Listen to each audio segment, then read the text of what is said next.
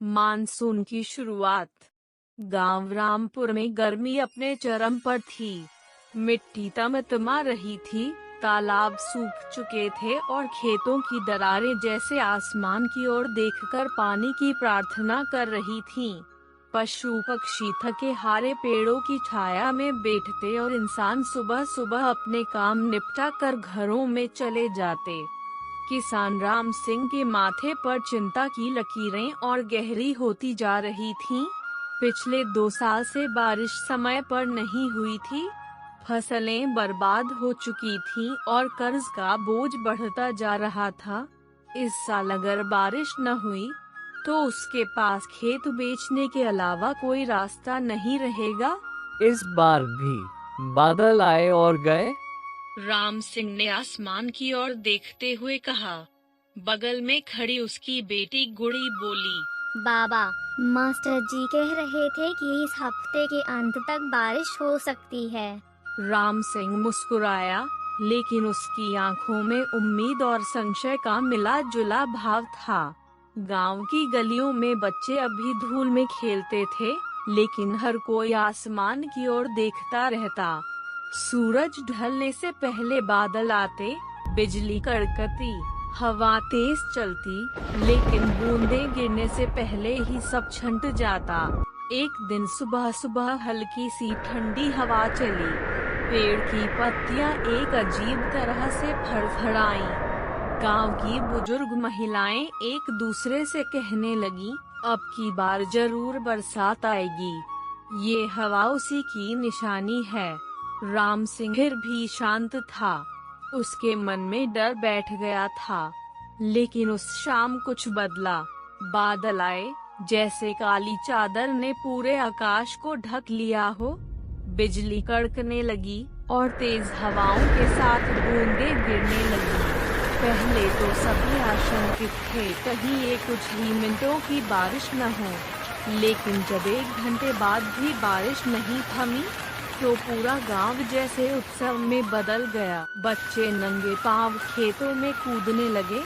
महिलाएं बाल्टियों में बारिश का पानी इकट्ठा करने लगी और कुछ पुराने गीत गाने लगी जो सिर्फ मानसून में ही गाए जाते थे। राम सिंह भी भीगता हुआ अपने खेतों की ओर दौड़ा। उसकी आंखों में आंसू थे, लेकिन ये आंसू दर्द के नहीं, राहत और उम्मीद के थे। गुड़ी भी उसके पीछे पीछे भागी। बाबा, देखो ना, जैसे धरती जी उठी हो। खेतों की सूखी मिट्टी में जैसे बारिश की बूंदों को पीते ही जीवन पा लिया। दरारें भरने लगी, मिट्टी की खुशबू हवा में घुलने लगी और आसपास के पेड़ पौधे झूम उठे।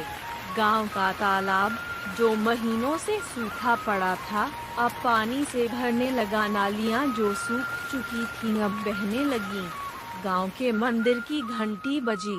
पुजारी जी ने सबको बुलाया और कहा, भगवान ने हमारी पुकार सुन ली है। ये मौसम हमें नई शुरुआत देगा। उसी रात राम सिंह ने पहली बार चैन की नींद ली। सुबह उठते ही वह खेतों की जुताई में लग गया। गुड़ी भी बीज संभालने लगी। मानसून के इस पहले सप्ताह ने जैसे पूरे गांव को फिर से जगा दिया था। हर चेहरे पर मुस्कान, हर आंखों में सपना।